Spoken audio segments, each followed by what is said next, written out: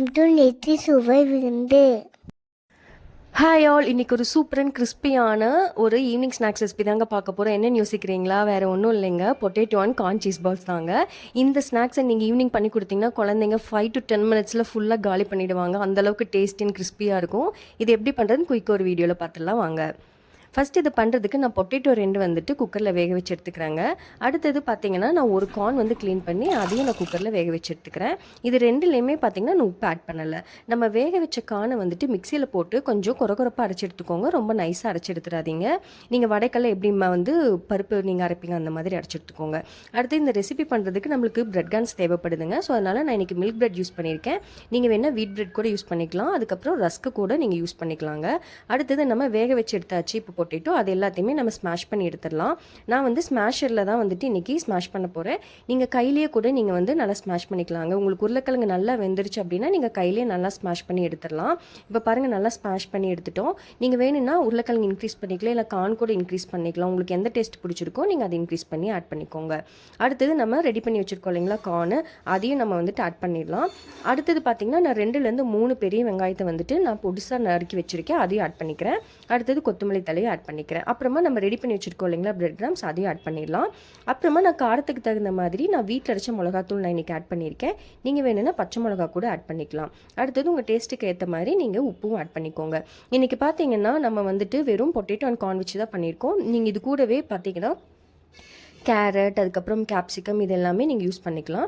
அதே மாதிரி நல்லா மிக்ஸ் பண்ணிக்கோங்க. நீங்கள் மிக்ஸ் பண்ணுறப்பவே அதோட கன்சிஸ்டன்சி உங்களுக்கு தெரியும். ரொம்ப லூஸாக இருக்குது அப்படின்னு ஃபீல் பண்ணிங்கன்னா நீங்கள் இன்னும் அடிஷ்னலாக வந்துட்டு பிரெட் கிராம்ஸ் கூட ஆட் பண்ணிக்கலாம். இல்லைனா நீங்கள் கார்ன்ஃப்ளவர் ஆட் பண்ணலாம். இல்லைனா நீங்கள் பார்த்தீங்கன்னா கடலை மாவு கூட ஆட் பண்ணிக்கலாங்க. அதுவுமே நல்ல டேஸ்ட் கொடுக்கும். ஆனால் நான் இன்றைக்கி வந்துட்டு வெறும் பிரெட் கிராம்ஸ் வச்சு தான் பண்ணியிருக்கேன். இப்போ பாருங்களேன், நல்லா வந்துட்டு நம்ம இந்த மாதிரி மிக்ஸ் பண்ணி விட்டுறணும். இப்போ நம்ம வடையெல்லாம் நம்ம தட்டி போடுவோம் இல்லைங்களா, ஸோ அந்த மாதிரி கன்சிஸ்டன்சியில் வந்துடணும். ஆனால் அது மாதிரி தான் வந்துட்டு உங்களுக்கு கார்னும் அரைச்சி எடுத்திருக்கேன். நம்ம பருப்பு பார்த்தீங்கன்னா வடைக்கு 1-2 அடிச்செடுப்போம் இல்லைங்களா, அந்த மாதிரி தான் காணும் அடிச்சு எடுத்திருக்கேன். ஸோ இப்போ இது ரெடி ஆயிடுச்சு. நம்ம இப்போ வடைக்கு எப்படி கையில் தட்டி நம்ம போடுவோமோ அதே மாதிரி தட்டிக்கோங்க. சென்டரில் பார்த்தீங்கன்னா நம்ம வந்துட்டு சீஸ் க்யூப்ஸ் வந்துட்டு நம்ம கட் பண்ணி வச்சிட போகிறோம். நான் வந்து இன்றைக்கி இந்த ஷேப்பில் கட் பண்ணியிருக்கேன். நீங்கள் வந்துட்டு உங்களுக்கு கொஞ்சம் பெருசாக வேணும், சீஸ் பால்ஸ் வந்து கொஞ்சம் பெருசாக இருக்கணும்னா நீங்கள் சீஸ் க்யூப்ஸ் வந்து பெருசாக வச்சுட்டு இந்த மாதிரி ஃபில்லிங்ஸ் வந்துட்டு சுற்றி நல்லா வந்து அந்த சீஸ் வந்து கவர் ஆகிற மாதிரி ஃபில் பண்ணிக்கோங்க. இந்த மாதிரி நல்லா பால் ஷேப்பில் வந்துட்டு நம்ம உருட்டி எடுத்துக்கலாம். உங்களுக்கு இதே ரெசிபி கொஞ்சம் லென்த்தியான ஷேப்பில் வேணும் அப்படின்னு நீங்கள் நினச்சிங்கன்னா உங்களுக்கு சீஸ் க்யூப்பை வந்து கொஞ்சம் லென்த்தியாக கட் பண்ணிவிட்டு இதே மாதிரி நீங்கள் செஞ்சு எடுத்துக்கலாங்க. அடுத்தது நம்ம ஒவ்வொரு பால்ஸாக பிரெட் கிராம்ஸில் போட்டு நம்ம எடுத்துடலாம்.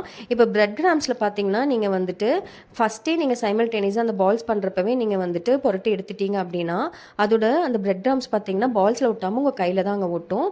ஸோ அதனால் இப்போ பார்த்தீங்கன்னா நான் ஃபஸ்ட்டு எல்லாம் ரெடி பண்ணி வச்சுட்டு ஃபைனல் தான் ஆட் பண்ணியிருக்கேன். உங்களுக்கு பால்ஸில் பார்த்தீங்கன்னா எல்லாமே பிரெட் கிராம்ஸ் ஆட் ஆகி உங்களுக்கு ரொம்பவே நல்லா வந்திருக்கு. அடுத்தது இதை நம்ம பேனில் வந்துட்டு ஃப்ரை பண்ணி எடுக்க போகிறாங்க. இதுக்கு நான் பேனில் ஆயில் ஆட் பண்ணிவிட்டு நல்லா ஆயில் சூடு ஆகட்டும்.